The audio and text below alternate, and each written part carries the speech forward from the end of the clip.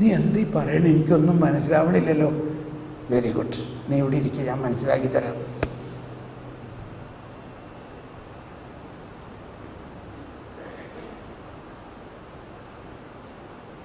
അതാണ്. ഇനി കൂടുതൽ പറഞ്ഞാൽ ഞാൻ മുറിവോട് മുറിവാക്കുമ്പോൾ, അതുകൊണ്ട് മിണ്ടണ്ട നമുക്കല്ലേ. പറയണോ? പറയണോ?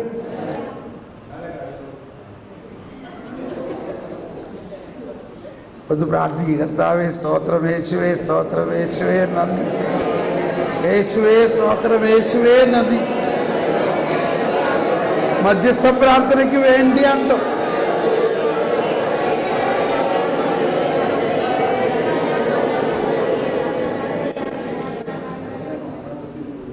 മധ്യസ്ഥ പ്രാർത്ഥനയ്ക്ക് വേണ്ടിയാണ് പറയണേ. ഇപ്പം നമ്മൾ രാവിലെ പറഞ്ഞില്ലേ, കർത്താവ് ഈശോമിശോ കാലിത്തൊഴുത്തിൽ പിറന്നതാ ഇല്ലേ? ഈ കാലിത്തൊഴുത്തിൽ പിറന്ന ഈശോയുടെ ദാരിദ്ര്യ വ്രതം എടുത്തിട്ടുള്ളവരാണ് നമ്മുടെ സിസ്റ്റേഴ്സും അച്ഛന്മാരും എല്ലാം. സഭയോടുള്ള സ്നേഹം കൊണ്ട് പറയാം. എന്നിട്ട് എവിടെ ദാരിദ്ര്യം? പലരും എന്നോട് ചോദിക്കുകയാണ്, ഈ സിസ്റ്റേഴ്സിന് ബ്രദർ, ഈ ദാരിദ്ര്യ വ്രതം എന്ന് പറഞ്ഞാൽ എന്താ?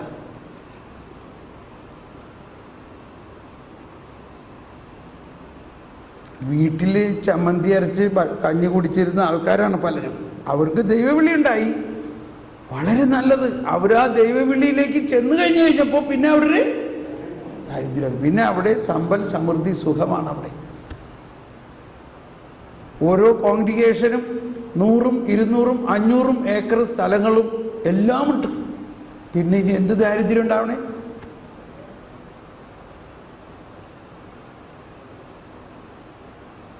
ഇത് പ്രാർത്ഥിക്കേണ്ട വിഷയമാണോ?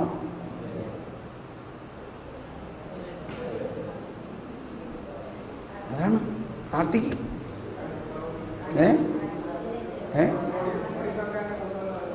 എനിക്കറിഞ്ഞൂടാ.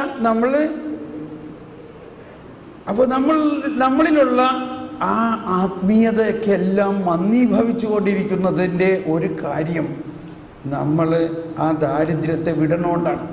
എന്നാൽ കുഴപ്പമില്ല, പരിശുദ്ധാത്മാവ് നല്ല ഒരു പ്രചോദനം കൊടുത്തു.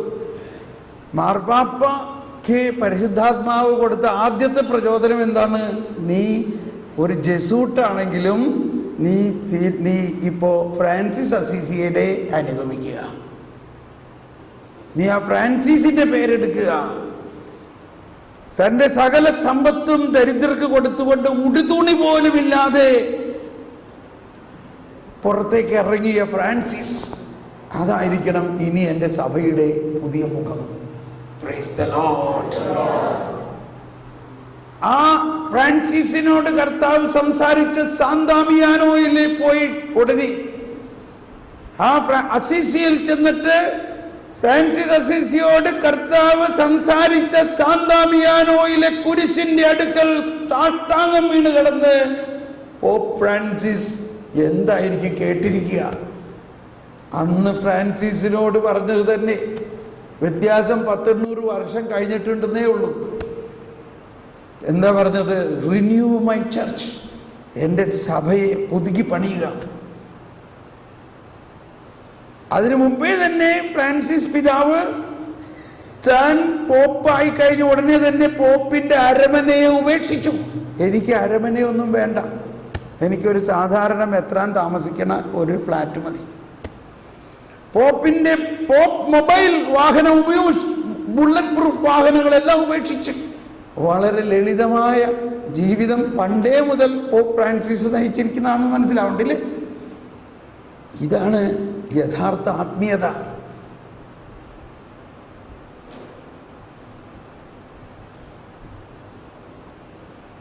ദാരിദ്ര്യമില്ലാതെ ഒരു കാര്യവും നടക്കാൻ പോണില്ല. നമ്മുടെ സമ്പൽ സമൃദ്ധി കൊണ്ട് ഒന്നും നടക്കാൻ പോണില്ല. അതിലല്ല ശക്തി. അപ്പോൾ നമ്മൾ എന്താ ചെയ്തുകൊണ്ടിരിക്കണേ? ദാരിദ്ര്യമുള്ളവരുടെ ദാരിദ്ര്യമൊക്കെ മാറ്റി ഉള്ള സമ്പൽ സമൃദ്ധി ഉണ്ടായിക്കൊണ്ടിരിക്കുകയാണ്. അതുകൊണ്ടാണ് സഭ നിർവീര്യമാകുന്നത്. വാസ്തവത്തിൽ യൂറോപ്പിൽ നിന്ന് ഭാരതത്തിലേക്ക് വരുമ്പോൾ, ഭാരതത്തിലേക്ക് വന്ന് ആദ്യം നോർത്ത് ഇന്ത്യയിലൊക്കെ പോകുമ്പോൾ എനിക്ക് ഭയങ്കര ശക്തി, പ്രത്യേകിച്ച് നോർത്ത് ഇന്ത്യയിലാണ്. കാരണം എന്താ? ദരിദ്രരാണ് അവിടെ കൂടുതൽ. ദരിദ്ര ക്രിസ്ത്യാനികളാണ് അവിടെ കൂടുതൽ. അവരുടെ ആ ദാരിദ്ര്യത്തിൽ പങ്കെടുക്കൊള്ളുമ്പോഴാണ് കൂടുതൽ ശക്തി. അവിടുന്ന് സാവധാനം ബാംഗ്ലൂർ കേരളത്തിലേക്ക് വന്നതോടുകൂടി കഴിഞ്ഞു. വളരെ വീക്കാകുകയാണ് നമ്മൾ. ക്ഷമിക്കണം കേട്ടോ, ഞാൻ ഒരു കാര്യം പറയാം. അതുകൊണ്ട് നിങ്ങൾ വിചാരിക്കേണ്ട നമ്മൾ എല്ലാവരും വലിയ സമ്പത്തും ധനമൊക്കെ ഉണ്ടായിക്കഴിഞ്ഞാൽ എല്ലാം ഭംഗിയായി നാലാളുടെ മുമ്പിൽ വലിയ പേരും പെരുമയ്ക്കായി. അതൊന്നും അല്ല ആത്മീയത.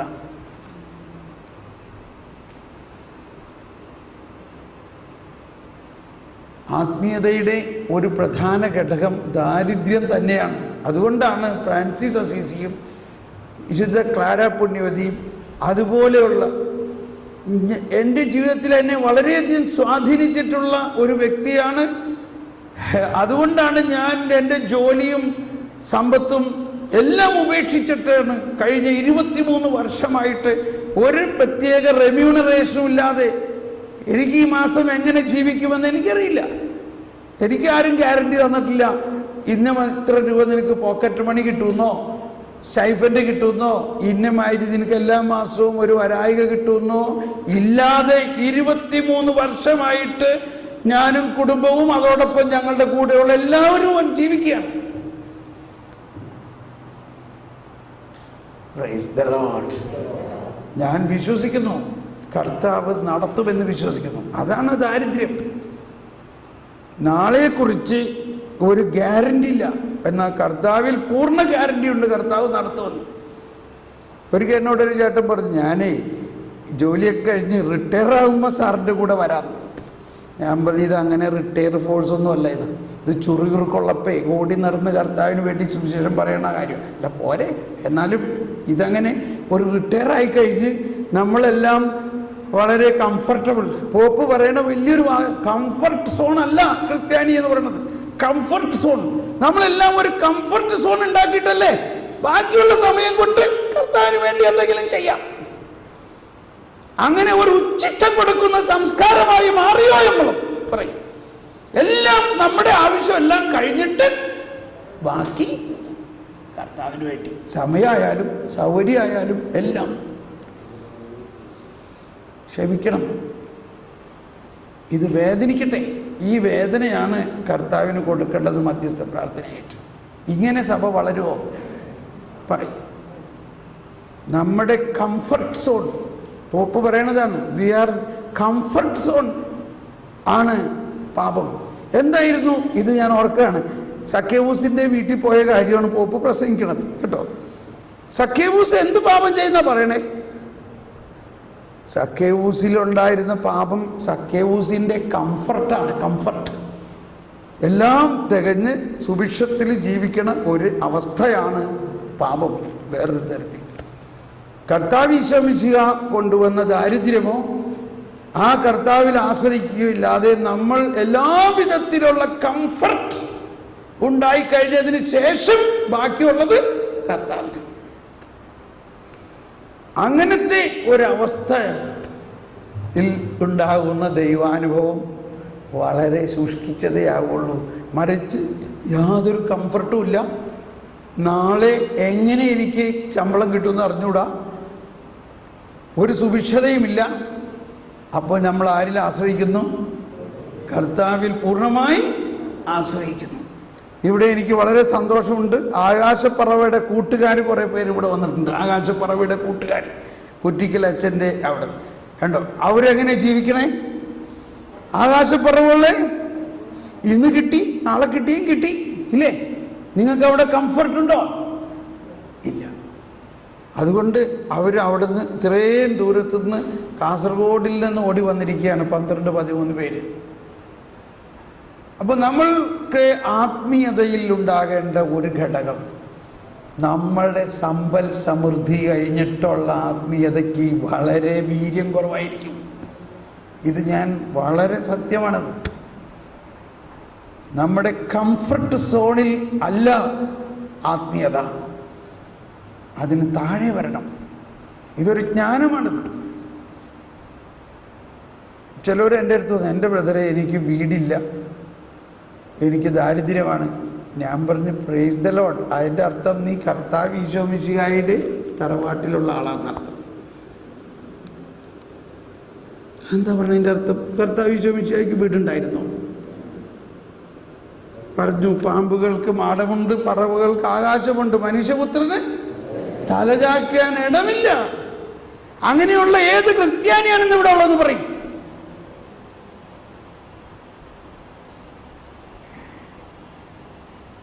കുറെ പേരൊക്കെ ഉണ്ട്. പക്ഷേ നമ്മൾ അവരെ നോക്കിയിട്ട് ഇവനൊക്കെ എന്തിനു കൊള്ള, അവൻ ദാരിദ്ര്യൻ, അവന് ഇടമില്ല, അവനതില്ലാതെ നമ്മൾ അവരെ പൂച്ഛിച്ചുകൊണ്ടിരിക്കുക. അവനെ ഇങ്ങനെ കാണുന്നില്ല. കണ്ടോ, അവൻ കർത്താവ് ഈശോ മിശിഹായുടെ തറവാട്ടുകാരനാണ്. അതുകൊണ്ടാണ് അവൻ ദാരിദ്ര്യത്തെ സ്നേഹിക്കുന്ന ആരെങ്കിലും ഉണ്ടോ? ദാരിദ്ര്യത്തെ മണവാട്ടിയാണെന്ന് കണ്ട ഫ്രാൻസിസ് അസീസി. പക്ഷെ ഞാൻ ഇതിനു വേണ്ടി ഇറങ്ങണ നേരത്ത് ഞാൻ ഇൻ പ്രിൻസിപ്പൽ ഫ്രാൻസിസ് പറഞ്ഞതിനെല്ലാം എനിക്ക് എഗ്രിമെൻ്റ് ആയെങ്കിൽ ഇത് എങ്ങനെ എൻ്റെ ജീവിതത്തിൽ അനുഭവമാകുന്നുള്ളതിന് എനിക്കൊരു സംശയമായിരുന്നു. അങ്ങനെ ഇരിക്കുമ്പോഴാണ് മദർ തെരേസയുമായിട്ട് കണ്ടുമുട്ടുന്നതും മദർ തെരേസയുടെ ദാരിദ്ര്യത്തിൻ്റെ ജീവിതത്തെ കണ്ടതും അവിടെ കൃത്യസമയത്ത് എല്ലാം ഇങ്ങനെ വന്നുകൊണ്ടിരിക്കുന്നതും നടക്കുന്നതുമെല്ലാം അവരുടെ കഞ്ഞി കൊടുക്കുന്ന സ്ഥലത്ത് അല്ലെങ്കിൽ പാവങ്ങൾക്ക് ഭക്ഷണം കൊടുക്കുന്ന സ്ഥലത്തെക്കുറിച്ച് ഒക്കെ എഴുതിയിരിക്കുന്നത് വായിച്ചപ്പോൾ കോരിത്തെരിച്ചു. ഒരുപാട് പേരിങ്ങനെ വഴിയിൽ നിൽക്കുകയാണ് ഭക്ഷണത്തിന് വേണ്ടിയിട്ട്. എന്നാൽ ഭക്ഷണം കൊടുക്കണ ആ മഠത്തിൽ ഭക്ഷണമൊന്നും ഇല്ല. 8:45 9 മണിക്ക് എല്ലാവർക്കും ഭക്ഷണം കൊടുക്കണം. പക്ഷെ അവിടെയുള്ള സിസ്റ്റേഴ്സിന് യാതൊരു ടെൻഷനൊന്നുമില്ല. അവർ പറയാണ് ഇത് വരും, സമയത്തിന് വരും, കർത്താവ് കൊണ്ടുവരും. 5 മിനിറ്റ് 9-ന് 5 മിനിറ്റ് ബാക്കിയുള്ളപ്പോൾ അവിടുത്തെ 5 സ്റ്റാർ ഹോട്ടലിൽ നിന്ന് വലിയ ഒരു ട്രക്ക് നിറച്ചും തലേ ദിവസം അവിടുത്തെ വലിയൊരു പാർട്ടിയിൽ ആളുകൾ പകുതി വന്നില്ല. അതിൻ്റെ മുഴുവൻ 5 സ്റ്റാർ സ്റ്റൈലിലുള്ള ഫുഡിങ് വരികയെന്ന് പറഞ്ഞു. ഇങ്ങനെ ഓരോ ദിവസവും അത്ഭുതമാണ് നടക്കണം. ഓരോ ദിവസവും ആവശ്യമുള്ളത് ദൈവം കൊണ്ടുവരുന്നു, കർത്താവ് കൊണ്ടുവരുന്നു. ഇത് എനിക്ക് കൃത്യമായിട്ട് അനുഭവമാകാൻ തുടങ്ങി. എപ്പോഴും അനുഭവമാകാൻ തുടങ്ങി? ഒന്നുമില്ലായ്മയിൽ കർത്താവിൽ പൂർണ്ണമായിട്ട് ആശ്രയിച്ചപ്പോൾ. ഇപ്പോഴും അങ്ങനെ തന്നെയാണ്. അതുകൊണ്ടാണ് നമ്മൾക്ക് ആത്മീയ ശക്തി കിട്ടുന്നത്. മറിച്ച് എല്ലാം കംഫർട്ടബിളായി കഴിയുമ്പോൾ ഉള്ള കർത്താവിലുള്ള ആശ്രയത്തിന് ശക്തി കുറവാണ്. വേണമെങ്കിൽ ഒരു കൈ നോക്ക്. കർത്താവിൽ ആശ്രയിക്കുക എന്ന് പറയുന്നത് നമ്മുടെ എല്ലാ കംഫർട്ടും കഴിഞ്ഞിട്ടല്ല. ഇതൊക്കെ എന്തിനാ ഞാൻ പറയണേ? ദൈവമേ ഈശോയെ, നമുക്കൊന്ന് പ്രാർത്ഥിക്കാം. കർത്താവേ, ഇതൊരു ജ്ഞാനമാണ് സഹോദരങ്ങളെ. ഈ ഭാരതം, ഈ കേരളം നവീകരിക്കപ്പെടണമെങ്കിൽ, വീണ്ടും ഞാൻ പറയാം, ഞാൻ ഒരുപാട് രാജ്യങ്ങളിൽ കറങ്ങി നടക്കുന്ന മനുഷ്യനാണ്. ഈ കേരളത്തിലുള്ള പോലെയുള്ള ആർഭാടം വേറെ ഒരു രാജ്യത്തുമില്ല. അത് ക്രിസ്ത്യാനികളിൽ ഒരു കല്യാണമായാലും ഒരു പെരുന്നാളായാലും എന്താ നമ്മൾ കാണിക്കണേ? പറയ്. ഒരു അമ്പ് പെരുന്നാൾ, ആ അമ്പ് പുണ്യാളിന് സന്തോഷമാണ് മാതിരിയാണോ അമ്പ് പെരുന്നാൾ നമ്മൾ നടത്തുന്നത്? ഏതെങ്കിലും ഒരു പെരുന്നാൾ നോക്കിക്കോ. അപ്പൊ ഇതെല്ലാം വിശ്വാസത്തിന്റെ തലമാണോ? ഇത് ഒരു രാജ്യത്ത് ഇതേമാതിരി ഞാൻ കണ്ടിട്ടില്ല. ഇതുപോലെ വലിയ ബിൽഡിങ്ങുകളും വലിയ ബംഗ്ലാവുകളും അതിന് വലിയ മതിൽക്കെട്ടുകളും ഒരു രാജ്യത്തും ഇല്ല. ഇതിവിടെ മാത്രമേ ഉള്ളൂ. ഇതാണ് മനുഷ്യൻ്റെ ജ്ഞാനമില്ലായ്മ എന്ന് പറയുന്നത്.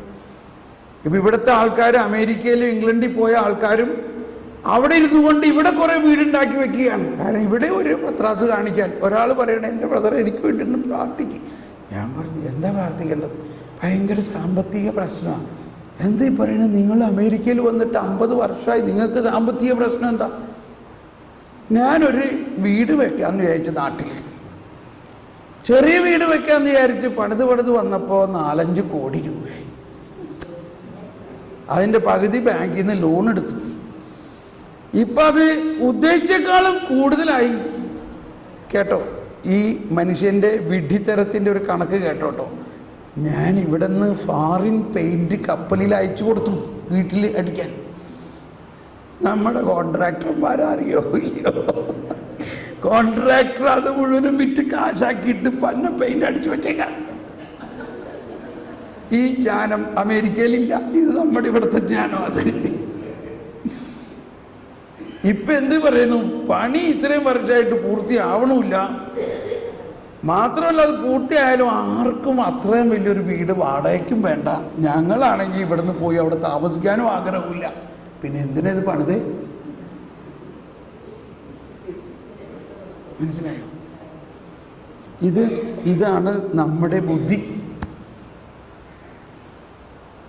പ്രാക്ടിക്കലായിട്ട് ജ്ഞാനത്തിൻ്റെ കാര്യം പറഞ്ഞാൽ ഇങ്ങനെയാണ്. എന്തിനാ പണിതെന്ന് ഇപ്പം ആർക്കും ഒരു പിടിയില്ല. പക്ഷെ ഇപ്പം കഴുത്തിൽ നിന്ന് ഒഴുകാൻ പറ്റണില്ല.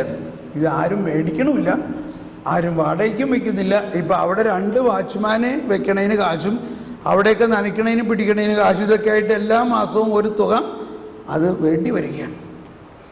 ഞാൻ പറഞ്ഞു, എനിക്കറിഞ്ഞൂടാ ഇതിനു വേണ്ടി എങ്ങനെ പ്രാർത്ഥിക്കണമെന്ന്. ഇത് വിറ്റ് ദരിദ്രർക്ക് വല്ലതും കൊടുക്കുകയാണെങ്കിൽ ചിലപ്പോൾ കർത്താവ് അത് കേൾക്കും.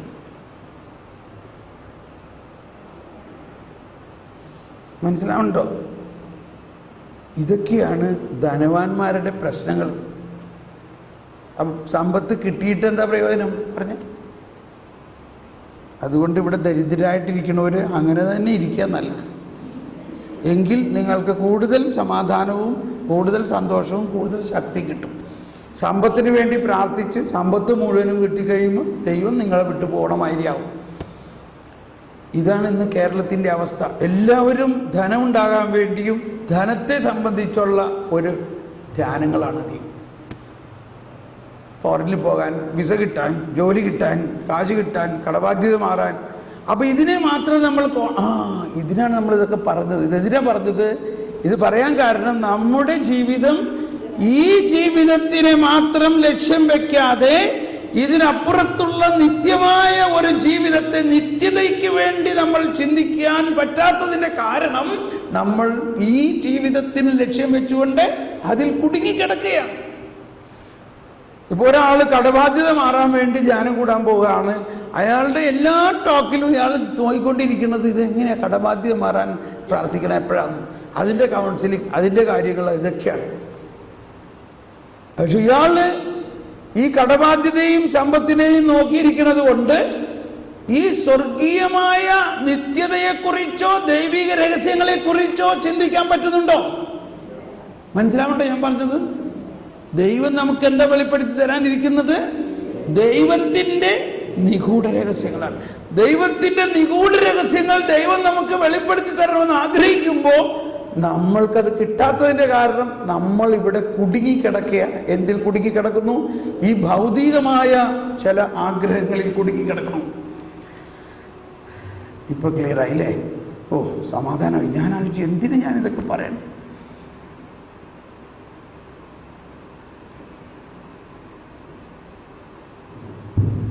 നമുക്കൊന്ന് പ്രാർത്ഥിക്കാം. പരിശുദ്ധാത്മാവേ ജ്ഞാനം നൽകണേ.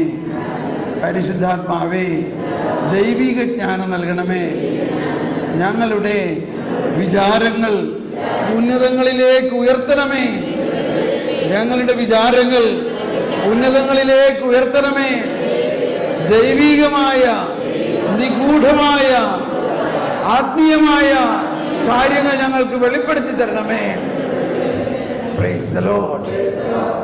നമ്മളിപ്പോൾ ഈശോനെ എഴുന്നള്ളിച്ച് വെച്ചുകൊണ്ട് ആരാധിക്കാൻ പോവുകയാണ്. നമുക്കതിനു വേണ്ടി തയ്യാറാകാം. ആർക്കെങ്കിലും പെട്ടെന്നൊന്ന് പുറത്തു പോയി വരണമെന്നുണ്ടെങ്കിൽ പോയി വരിക. വേറെ ഇൻ്റർവെല്ലൊന്നുമില്ല. നമ്മളിങ്ങനെ ആരാധിക്കാൻ തുടങ്ങുമ്പോൾ ഒരു ഗാനം ആലപിക്കുന്നതിനിടയ്ക്ക്